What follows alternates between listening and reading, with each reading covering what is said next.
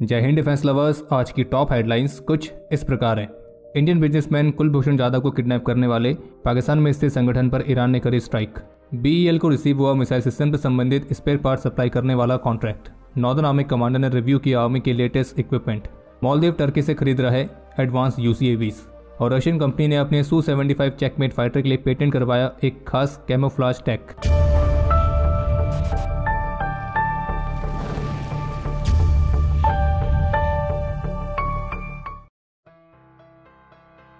तो इस बारे में तो आप सभी को जानकारी मिली गई होगी कि कल मंगलवार जैसे शुभ दिन के अवसर पर पाकिस्तान में बलूचिस्तान प्रांत में स्थित सुअरों के संगठन जैश अल अदल के 2 बेसिस पर ईरान ने मिसाइल्स और ड्रोन से स्ट्राइक करी है।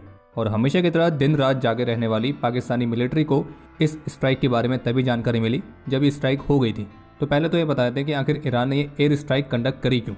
तो इस स्ट्राइक में ईरान ने जिस जैश अल अदल को टारगेट किया है, जिसे आर्मी ऑफ जस्टिस के नाम से भी जाना जाता है, तो ये सुअरों का वो संगठन है जो कि 2012 में उभर कर सामने आया था और पाकिस्तान में इसकी अच्छी खासी प्रेजेंस रहती है। और ईरान पहले भी इस संगठन के साथ बॉर्डर रीजन्स पर एंगेज हो चुका है। और अब इस संगठन को टारगेट करने के लिए जो ईरान ने और भी एग्रेसिव तरीका अपनाया है, तो उसका कारण ये बताया जा रहा है कि पिछले महीने इसी संगठन ने ईरानियन पुलिस स्टेशन में हमला किया था और अब ईरान ने भी उसी हमले का जवाब दिया है इस जबरदस्त एयर स्ट्राइक के साथ। और ईरान के पुलिस स्टेशन पर जो हमला किया गया था, तो उसको लेकर ईरान के इंटीरियर मिनिस्टर ने कहा था कि जैश अल अदल ने ये जो हमला है ये पाकिस्तान से लॉन्च किया है। तो ये एक बहुत बड़ा मोटिव है ईरान की पाकिस्तान पर इस लेटेस्ट एयर स्ट्राइक का। हालांकि इसमें कौन सी मिसाइल्स और कौन से ड्रोन्स इस्तेमाल किए गए तो उसके बारे में तो फिलहाल अभी जानकारी सामने आनी बाकी है। लेकिन अब हम आपको बता दें कि पाकिस्तान का इस पर क्या रिएक्शन है। तो पहले तो जवाबी कार्रवाई में पाकिस्तान ने प्रेस स्टेटमेंट जारी करके ईरान की इस एक्शन की कड़ी निंदा करते हुए कड़ा विरोध जताया है, और जिसमें इस एक्शन को पाकिस्तान ने अपने एयर स्पेस का एक अनप्रोवोक्ड वॉयलेशन बताया है। और पाकिस्तान के स्टेटमेंट के मुताबिक इस हमले में 2 मासूम बच्चों की जान गई है और 3 लड़कियां घायल हुई हैं। और पाकिस्तान का कहना है कि वो अपनी संप्रभुता के उल्लंघन को बिल्कुल भी स्वीकार नहीं करेगा और अब इसके कुछ गंभीर परिणाम हो सकते हैं।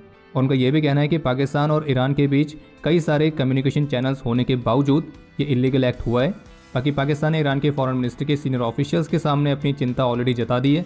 और एक इंटरेस्टिंग बात तो यह है कि ये स्ट्राइक उस दिन हुई है जिस दिन स्विट्जरलैंड में आयोजित वर्ल्ड इकोनॉमिक फोरम में ईरान के विदेश मंत्री ने पाकिस्तान के केयर टेकर प्रधानमंत्री के साथ मुलाकात करी थी। बाकी कल से लेकर अभी तक पाकिस्तान का रोना धोना लगातार जारी है। पाकिस्तान ने ईरान से अपने इन्वॉय को वापस बुला लिया है। इसके अलावा ईरान के साथ अपनी हाई लेवल विजिट को सस्पेंड कर दिया है और पाकिस्तान में जो ईरान के इन्वॉय हैं उन्हें तुरंत ही निष्कासित कर दिया गया है। इसके अलावा जैसे कि उम्मीद थी, पाकिस्तान की सरकार ने पाकिस्तान के अंदर ईरान एयर स्ट्राइक वाली न्यूज़ को कवर करने के लिए अपनी मीडिया को प्रतिबंधित कर दिया है। और तो और जिस जगह पर एयर स्ट्राइक की गई है वहाँ पे सभी पत्रकारों को जाने से भी रोका गया है। बाकी ईरान और पाकिस्तान के बीच डिप्लोमेटिक स्टैंड ऑफ भी शुरू हो चुका है। वैसे आपको बता दें कि पाकिस्तान में जो ईरान के इन्वॉय थे, यानी कि ईरान के राजदूत, तो वो ईरान की ही विजिट पर थे। तो पाकिस्तान का कहना है कि वो वापस ही ना आए और पाकिस्तान ने उनको वहीं से निष्कासित कर दिया। और इतना ही नहीं बल्कि ईरान ने जैश अल अदल नाम के जिस सुअरों के संगठन पर यह स्ट्राइक करी है, तो ये वही संगठन है जो कि इंडियन बिजनेसमैन कुलभूषण जाधव की किडनैपिंग के पीछे था। और इस संगठन के पास करीब 500 से 600 सुअर हैं। तो ये थे पाकिस्तान और ईरान के बीच शुरू हुई टेंशन के सारे लेटेस्ट अपडेट अभी तक के। अब इसके आगे जो भी अपडेट्स आते रहेंगे तो डिफेंस अपडेट से तो आपको उसकी जानकारी मिल ही जाएगी। बाकी क्विक अपडेट्स के लिए टेलीग्राम चैनल से आप जरूर जुड़ें, जिसका लिंक वीडियो के डिस्क्रिप्शन में दिया गया है। बाकी इस पूरे मामले पर हम अपने कुछ विचार शेयर करना चाहेंगे। सबसे पहली बात कि ये एयर स्ट्राइक क्यों हुई, तो उसका मोटिव तो समझ में आ गया है, लेकिन इस एयर स्ट्राइक में ईरान का ऑब्जेक्टिव कितना क्लियर हुआ है, कितना क्लियर नहीं हुआ है, तो ये अभी भी स्पष्ट नहीं हो पाया है। जैसे कि कहा जा रहा है कि इसे जैश अल अदल के बेसिस पर हमला किया गया था, लेकिन पाकिस्तान का कहना है कि इस हमले में 2 बच्चों की जान गई है और 3 लड़कियां घायल हुई हैं। तो कैजुअल्टीज वाला जो आंकड़ा है ये पाकिस्तान की तरफ से देखने को मिला है और ईरान की तरफ से अभी इस पर कमेंट आने का इंतजार है। लेकिन हम ये बात याद दिलाना चाहेंगे कि ऐसा पहले भी हम देख चुके हैं बालाकोट एयर स्ट्राइक के समय, जब पाकिस्तान ने कहा था कि भारत की एयर स्ट्राइक में केवल पेड़ गिरे हैं और सिर्फ 2 कौवे मारे गए हैं। पर रियलिटी क्या थी वो आप सभी को पता ही है। इसके अलावा बालाकोट एयर स्ट्राइक के समय में भी पाकिस्तान ने अपनी मीडिया को प्रतिबंधित कर दिया था उस जगह को विजिट करने से जहाँ पे एयर स्ट्राइक हुई थी। बिल्कुल वैसा ही इस बार भी हुआ है कि एयर स्ट्राइक वाली जगह पर मीडिया को जाने से भी रोका गया है और इस वाली न्यूज़ को कवर करने से भी रोका गया है। अब बाकी पाकिस्तान ईरान के खिलाफ कोई मिलिट्री एक्शन लेगा, अपना कोई स्विफ्ट रिटॉर्ट 2.0, 3.0, 4.0 जो भी इनका चलता है, अगर वो लॉन्च करता है या नहीं करता है तो वो तो देखा ही जाएगा। और वैसे भी पाकिस्तान के पास तो दुनिया भर के सबसे एडवांस चाइनीज़ हथियार हैं, जैसे कि 10th जनरेशन कम स्पेसशिप जंग फाइटर 17, जिसको उड़ाने की जरूरत भी नहीं है, वो ग्राउंड पे खड़े खड़े भी ईरान में महत्वपूर्ण टारगेट्स को निशाना बना सकता है। और हाँ, बाकी एक अपडेट ये भी है कि भारत के विदेश मंत्री जो ईरान की विजिट पर गए थे, वो विजिट काफ़ी अच्छी रही है। और हाँ, इस विजिट का इस स्ट्राइक से कोई लेना देना नहीं है, हम पहले ही बोल दे रहे हैं, कहीं आप कुछ और ही सोचो। कल 18 जनवरी से हैदराबाद में शुरू हो रहे विंग्स इंडिया 2024 में HAL अपने होम ग्राउंड सिविल प्लेटफॉर्म्स को भी प्रदर्शित करने के लिए तैयार है, जिसमें हिंदुस्तान 228 एयरक्राफ्ट और ALH ध्रुव हेलीकॉप्टर्स के अपग्रेडेड सिविल वेरिएंट भी शामिल रहेंगे। और ALH ध्रुव का जो अपग्रेडेड सिविल वेरिएंट है तो वो advance glass cockpit, advance avionics तो इन सभी से इक्विप्ड है और इसे search and rescue, disaster management, heli tourism, VIP ferry और ऐसी कई अलग अलग रोल्स में इस्तेमाल किया जा सकता है। वहीं जो हिंदुस्तान 228 एयरक्राफ्ट है तो ये HAL द्वारा विकसित किया गया multipurpose light weight twin turboprop aircraft है और इसे भी कई अलग अलग तरह के रोल्स जैसे कि search and rescue, casualty evacuation, cargo and logistic support, geographical service, aerial photography तो इस तरह के कई अलग अलग रोल्स में इस्तेमाल किया जा सकता है। और ये एयरक्राफ्ट भी एक fully digital glass cockpit, upgraded avionics और बाकी के सिस्टम से इक्विप्ड है। इसके अलावा एक अपडेट यह है कि आज बुधवार को BEL की तरफ से अनाउंसमेंट की गई है कि उन्हें 1034.31 करोड़ रुपीस तक की कीमत वाले 2 ऑर्डर्स रिसीव हुए। इसमें से एक ऑर्डर मिला है Mazagon Dock Shipbuilders Limited की तरफ से, जिसकी वैल्यू है 695 करोड़ रुपीस और इसके तहत BEL मिसाइल सिस्टम से संबंधित कुछ स्पेयर पार्ट्स सप्लाई करेगी। और जो दूसरा कॉन्ट्रैक्ट है उसकी वैल्यू है 339.31 करोड़ रुपीस और इसके तहत BEL combat management system, composite communication system, transparent receive modules, mobile autonomous stabilisation system और ऐसी बाकी के स्पेयर्स और सर्विसेज से संबंधित चीजें सप्लाई करेंगी।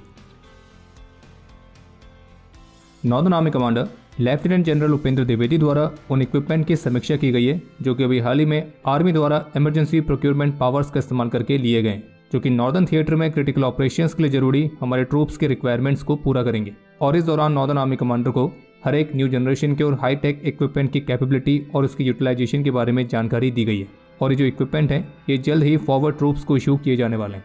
बाकी इसके अलावा एक अपडेट यह है कि अभी हाल ही में इंडियन आर्मी चीफ ने गोपालपुर में आर्मी एयर डिफेंस कॉलेज को विजिट किया था और इस विजिट के दौरान आर्मी चीफ को अत्याधुनिक ट्रेनिंग इंफ्रास्ट्रक्चर और जो यहाँ पे मॉडर्न ट्रेनिंग मेथोडोलॉजीज अपनाई गई हैं उनके बारे में ब्रीफ किया गया। और इसके साथ साथ उन्हें ground based air defence weapon systems, air surveillance radars, air defence missiles और गन्स के बारे में भी जानकारी दी गई है। और खैर बाकी अगर आप यहाँ तक वीडियो देख चुके हैं तो कृपया करके वीडियो को लाइक जरूर करें और अगर आप चैनल पर पहली बार आए हैं तो squadron.in पर जाकर नए डिजाइन को चेकआउट करना ना भूलें और स्पेशल डिस्काउंट के लिए कूपन कोड याद रखें श्री राम।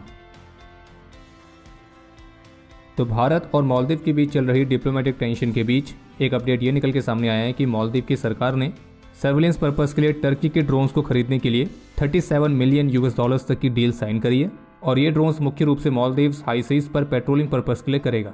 और बता दें कि ये वो टास्क है जो कि अभी तक मालदीव की डिफेंस फोर्सेस भारत के पार्टनरशिप के साथ कंडक्ट करती थी, लेकिन अब भारत पर अपनी निर्भरता को कम करने के उद्देश्य के साथ मालदीव की गवर्नमेंट टर्की से नए ड्रोन्स खरीद रही है।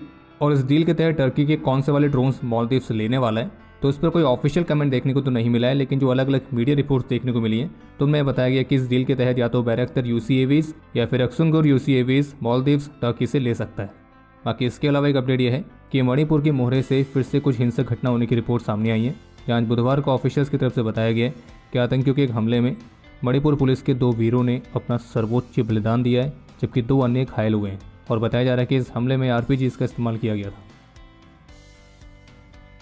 रशिया के यूनाइटेड एयरक्राफ्ट कॉरपोरेशन यानी कि UAC ने उनके Su-75 चेकमेट फाइटर के लिए खास तौर पर तैयार किया गया एक यूनिक डिस्टॉर्टिंग पेंट और कैमोफ्लेज स्कीम को पेटेंट करवाया और कहा जा रहा है कि रशिया का जो नया इनोवेशन है ये Su-75 चेकमेट को एक ऐसी कैपेबिलिटी प्रोवाइड करेगा कि इसको आइडेंटिफाई कर पाना लगभग इम्पॉसिबल हो जाए।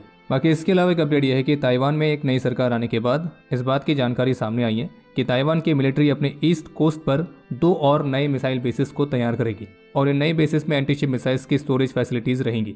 बाकी अब समय है आज के इतिहास का।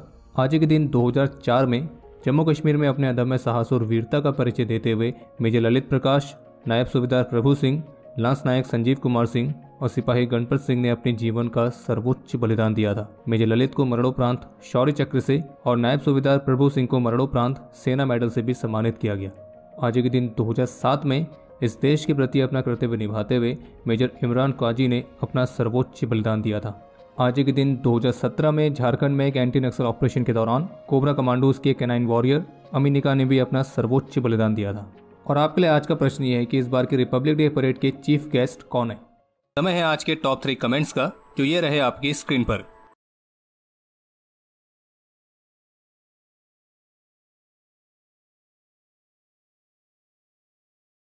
तो हमारे आज के इस एपिसोड के लिए इतना ही। उम्मीद है आपको एपिसोड पसंद आया होगा। पसंद आया तो वीडियो को लाइक जरूर करें। कोई भी सुझाव या सवाल हो तो उसके लिए कमेंट सेक्शन ओपन है और squadin.in पे जाके नए डिजाइन को चेकआउट करना ना भूलें।